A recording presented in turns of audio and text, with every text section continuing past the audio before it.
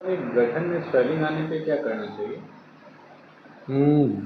गर्दन में अगर स्वेलिंग आ रही है, छोटा बच्चा अगर है, तो जनरली इसको कहते हैं सर्वाइकल लिम्फ एडेनाइटिस।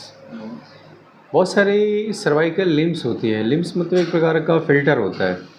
जैसे छलनी का काम क्या है, वो चाय से चाय पत्ती को निकाल देती है, और जो बचा हुआ हिस्सा रहता है चाय, वो हम फिल्टर कर लेते हैं। बॉडी में जब भी इन्फेक्शन, हमारे बॉडी में कभी भी इन्फेक्शन इंट्रोड्यूस्ड होता है, जब भी इन्फेक्शन इंट्रोड्यूस्ड होता है, सबसे पहले क्या होता है, जो फिल्टर्स होते हैं वो एक्टिवेटेड हो जाते हैं। And they are the sensitive मतलब संवेदनशील होते हैं इन्फेक्शन के प्रति, एंड वो उससे क्या करते हैं, लड़ना शुरू कर देते हैं। जैसे हमारे गेट पे एक कुत्ता रखा हुआ है, उस कुत्ते का काम क्या है, बाहर से आने वाले किसी भी कुत्ते को रोकना, या किसी भी अनजान आदमी को घर में घुसने से रोकना। जैसे दोनों में लड़ाई होगी, तो अगर घर के सामने थोड़ा बहुत अगर डेकोरेटेड प्लांट है, तो क्या होंगे, सब टूट फूट जाएंगे, क्योंकि दोनों में लड़ाइयाँ होती हैं। लाइकवाइज जब भी कोई इन्फेक्शन बॉडी में एंटर करता है, तो उसमें क्या होता है कि ये जो ग्लैंड होती हैं, ये एक्टिवेटेड हो जाती हैं और स्वेल कर जाती हैं। तो छोटे बच्चों में गांठें गर्दन के पास देखने को मिलती है। कुछ लोग कहते हैं कौड़ी निकल आई है। व्हाट इज़ कौड़ी? कौड़ी मतलब it's also a lymphatic swelling of inguinal gland. जांग में जो गांठें होती हैं, उनको कहते हैं हम लोग generally lymphatic swelling of inguinal gland. ये जितनी भी चीज़ें होती हैं, ये सब होती हैं इन्फेक्शंस के कारण। जनरली ये छोटे बच्चों में और दो कारणों से देखने को मिलती हैं। एक, जूं होने पे छोटे छोटे बच्चों में जुएँ देखने को मिलती हैं। कान में अगर क्या कहते हैं, खूंट है, जिसको कहते हैं सीरम, वो अगर सेरुमेन अगर बहुत ज़्यादा इकट्ठा हो गया है, या कई बार ऐसा होता है कि छोटे छोटे ASOM कहते हैं, एक्यूट सपोरेटिव ओटाइटिस मीडिया, या कोई भी ओटाइटिस मीडिया, मतलब कान में अगर इन्फेक्शन हो रहा है, तो ऐसे सिचुएशंस में भी ये देखने को मिलती है। अब आती है पैथोलॉजिकल कंडीशंस, जहाँ पे ज़्यादा प्रोमिनेंसी में देखने को मिलती है। सो पैथोलॉजिकल कंडीशंस में ट्यूबरक्लोसिस अभी बहुत प्रोमिनेंट है। जैसे माइकोबैक्टीरियम ट्यूबरक्लोसिस के कारण ये देखने को मिलता है। एंड इसके बाद आता है एक लिम्फोमा। लिम्फोमा जो होता है, ये एक प्रकार का कैंसर होता है। ये दो टाइप का होता है, एक हॉजकिंस लिम्फोमा होता है, एक नॉन हॉजकिंस लिम्फोमा होता है। तो लिम्फोमा जो होता है, इसमें जो ट्यूमर होता है बहुत बड़ा हो जाता है। एक साइड में स्वेलिंग होगी, सुप्राक्लेविकुलर स्वेलिंग हो सकती है। तो एरिया अराउंड द नेक अगर है, इसको कहते हैं सुप्राक्लेविकुलर। ये जो बोन होती है, इसको कहते हैं नेकलेस एरिया। जो बोन होती है, इस बोन के ऊपर में अगर कोई भी स्वेलिंग आ रही है, तो that needed to be diagnosed and supervised by the doctor। एक कंसर्न डॉक्टर उसको पैल्पेट करते हैं, वो देखते हैं कि स्टेनोक्लीडोमास्टॉइड के सामने जो हिस्सा है, that is anterior triangle of the neck. Anterior triangle मतलब क्या कहते हैं, ये जो हिस्सा होता है, इसको एंटीरियर ट्रायंगल कहते हैं। इसके पीछे वाले हिस्से को कहते हैं पोस्टीरियर ट्रायंगल। तो एंटीरियर ट्रायंगल है, पोस्टीरियर ट्रायंगल है, वो पैल्पेशन करते हैं, वो पैल्पेट करते हैं। जनरली पैल्पेट करने के बाद देखते हैं स्किन फ्री है कि नहीं है। फिर मैटिंग एक वर्ड है। मैटिंग मतलब क्या होता है, बहुत सारे फ्यूज हो जाते हैं। फिर कंसिस्टेंसी आती है। कंसिस्टेंसी मतलब होता है वो फील कैसा है, रबड़ी है, जैसे रबर टाइप का है, और या हार्डेंड है। तो ये बहुत सारी चीज़ें होती हैं जो डॉक्टर्स देख के पता लगाते हैं। अब Hodgkin's lymphoma, non Hodgkin's lymphoma is a very bigger मतलब cancerous affection of the lymphatic tissues या लिम्फ नोड्स का। तो लिम्फ नोड के जो कैंसर्स होते हैं, हॉजकिंस एंड नॉन हॉजकिंस, ये दो वेरिएंट में होते हैं। हॉजकिंस लिम्फोमा को एक अगर देखा जाए, तो इसमें सबसे इम्पॉर्टेंट पार्ट हो जाता है, जिसको कहते हैं Epstein Barr virus.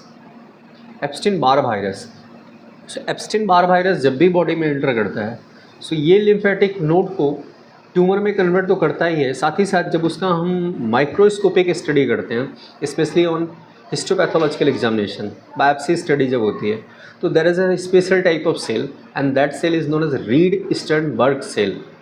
It has got pleomorphic appearance, या इसको मिरर इमेज भी कहते हैं। या तो ये मिरर इमेज जो होती है, ये क्या होती है, ये देखने को इसमें स्पेशल उसके एक फीचर में आती है। अब ये बी सेल की भी हो सकती है, टी सेल की भी हो सकती है, क्योंकि लिम्फ नोड्स में जनरली जो ट्यूमर्स देखने को मिलते हैं, ये बी टाइप का सेल हो सकता है, या थाइमस सेल, या टी सेल मेडिएटेड, और एक होता है बी, उसको कहते हैं बर्सा ऑफ ह्यूमोरल। या ह्यूमोरल जो होता है वो पूरा एज ए होल, मतलब ब्लड का जो फीचर होता है, या ब्लड का जहाँ से बरसा मतलब होता है पूरा कलेक्शन है, या कलेक्टेड एरिया, तो उस एरिया में अगर क्या कहते हैं ये अगर ट्यूमर देखने को मिल रहा है तो उसको कहते हैं BSC या बर्सा ऑफ या बी टाइप ऑफ सेल। अब आती है कि नॉन हॉजकिंस लिम्फोमा क्या होता है। नॉन हॉजकिंस लिम्फोमा में एक फीचर होता है, इसमें बी भी हो सकता है, टी भी हो सकता है, जिनकी मोस्ट कॉमनली बी टाइप की ज़्यादा देखने को मिलती है। अब आता है कि ये जो नॉन हॉजकिंस लिम्फोमा है इसमें रीड स्टर्नबर्ग फीचर्स नहीं मिलेंगे। जो माइक्रोस्कोपिक स्टडी होती है उसमें रीड स्टर्नबर्ग फीचर्स देखने को नहीं मिलते हैं। तो ये एक कम्प्लेक्स प्रोसेस होता है, ये कम्प्लेक्स स्टडी है, इसमें एक डॉक्टर की ओपिनियन लगती है। अब ये गाँव में आम लोग जब कोई स्वेलिंग हो जाती है तो आते हैं तो पूछते हैं डॉक्टर साहब ये क्या है और ये क्या क्यूरेबल है, ये क्या फोड़ा है। तो हमेशा एक चीज़ याद रखिएगा, जब भी फोड़ा होगा तो उसमें एक साइन ऑफ इन्फ्लामेशन देखने को मिलता है। स्पेशली इसको कहते हैं एब्सेसेस जब भी रहेंगे तो there is a heat and that is वो उस जगह में जब आप टच करोगे back side of the your finger तो उसमें क्या होता है, एक गर्मी महसूस होती है। स्पेशली एक ही जगह गर्मी देखने को नहीं मिलती एब्सेस में, and that is cold abscess. जहाँ पे ट्यूबरकुलर एब्सेस होता है उस जगह अगर आप टच करोगे तो आपको कोई भी गर्मी महसूस नहीं होगी। अदरवाइज़ आपको रूबर, डॉलर, कैलोर, पैलर, कैलोर मतलब हीट होता है या कैलोरी होती है, तो उस जगह आप टच करोगे तो आपको पता चलेगा। रूबर मतलब होता है रेडनेस, डॉलर मतलब होता है पेन, पैलर मतलब होता है पेलनेस। तो रूबर, डॉलर, कैलर, पैलर ये क्लासिकल साइन ऑफ इन्फ्लामेशन से जो देखने को मिलते ही मिलते हैं। लेकिन ये जो ट्यूमर हम आपको बता रहे हैं, ये लिम्फोमास स्पेशली बता रहे हैं, इसमें ये क्लासिकल साइंस नहीं मिल सकते हैं। अब इसके साथ साथ अगर पेशेंट में एसोसिएटेड कुछ क्लिनिकल फीचर्स और मिलते हैं जिसमें वेट लॉस हो रहा है, massive weight loss, drenching night sweat अगर हो रहा है, ड्रेंचिंग नाइट स्वेट मतलब पूरा पसीने से भीग जा रहा है, रात को सो रहा है पूरा तकिया और बेड एकदम भिगो दे रहा है, वेट लॉस हो रहा है, ड्रेंचिंग नाइट स्वेट है, फीवर है, एंड कैचेक्सिया मतलब कैचेक्सिया एज ए स्टेट जहाँ ग्रेजुअल पेशेंट क्या हो रहा है, बहुत सारी चीज़ों से ससेप्टिबल होता चला जाता है एंड सकम करता चला जाता है। सकम मतलब एक के बाद एक वो बहुत सारे इन्फेक्शंस को ट्रैप करना शुरू कर देता है। तो ये कुछ फीचर्स हैं जनरली हम लोग देखने को पाते हैं नेक स्वेलिंग में। सो जब भी नेक स्वेलिंग देखने को मिल रही है तो सबसे पहले आप डॉक्टर से कंसल्ट करें। एंड लोग होम्योपैथिक डॉक्टर्स के पास आते हैं कि हमको ये नेक स्वेलिंग है तो डॉक्टर साहब हम क्या करें। तो इसमें मैंने जितनी चीज़ें आपको बताई, अगर वो बेनाइन स्टेट है, छोटे मोटे इन्फेक्शंस के कारण है, लोकलाइज्ड इन्फेक्शंस के कारण है, तो वो अपने आप चला जाता है। उसमें अगर आप ट्रीटमेंट नहीं भी लोगे तो अपने आप ख़त्म हो जाता है, जिसमें मोस्ट कॉमनली आती है CLA, सर्वाइकल लिम्फ एडेनाइटिस।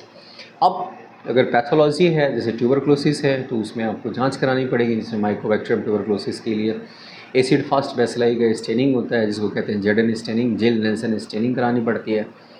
तो ये और उसके साथ साथ चेस्ट एक्सरे कराना पड़ता है। और अगर कोई लिम्फोमा है इसमें हॉजकिंस, नॉन हॉजकिंस, तो उसमें आपको डॉक्टर्स दिखाना पड़ता है। और ये कैंसरस अफेक्शंस जब भी होते हैं तो इस कैंसरस अफेक्शंस में आपको बहुत सारी जांचें करानी पड़ती हैं। इसमें हिस्टोपैथोलॉजिकल एग्जामिनेशंस हैं। इसके बाद में आता है पेट स्कैन कहते हैं इसको, पेट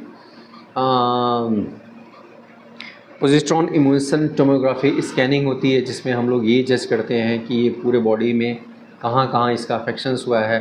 एंड इसके बाद में आता है मेटास्टेसिस को चेक करने के लिए एक रेडियो एक्टिव डाई या रेडियो एक्टिव ग्लूकोज बॉडी में इंट्रोड्यूस कराया जाता है, और वो जहाँ जहाँ कैंसरस सेल्स होती हैं वो उसको इनगल्प कर लेती हैं, खा लेती हैं।